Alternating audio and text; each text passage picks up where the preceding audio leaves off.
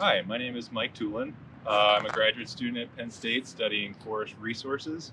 I worked here at the Arboretum at Penn State for 2 years on the Wildflower Trail Native Plant Restoration Project. And I'm here today to talk to you about some of the wildflowers that we planted as part of that project.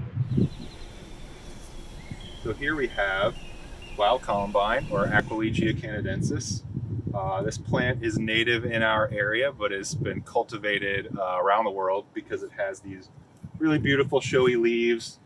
And in a week or two, it'll have some really pretty reddish yellow flowers with these long spurs in the back. And what the spurs do is they hold nectar, and animals like moths and hummingbirds will come and use their long beaks or their rostrums to probe into those lobes and get the nectar. This is Bloodroot, or Sanguinaria canadensis.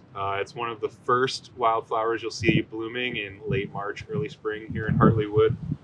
The name Bloodroot comes from this sticky orange sap that's produced from the rhizome. You can see it if you were to break off a leaf or dig up the rhizome, but be careful because that sticky sap can kind of burn your skin. The really cool thing about Bloodroot is that their seeds are antispersed. Each seed has this sticky, protein and fat-rich little piece on it called an elaiosome. Ants are attracted to this elaiosome, and they'll collect the seeds, bring them back to their nest, where they will consume the elaiosome and discard the seed underground where it's protected and then can germinate. Here we have hepatica, also known as anemone hepatica.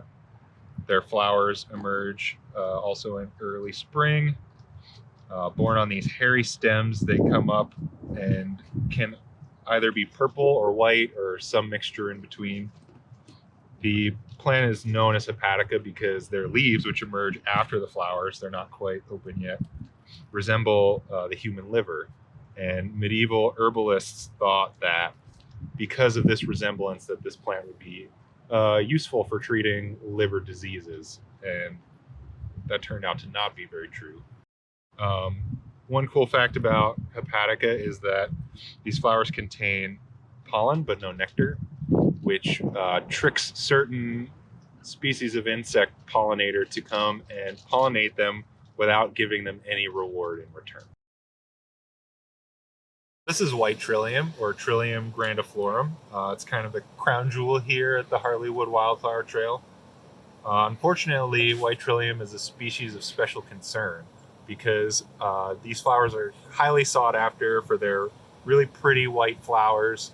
But because of this, they're overexploited in the wild, and oftentimes when you find them commercially available, they've been collected from the wild.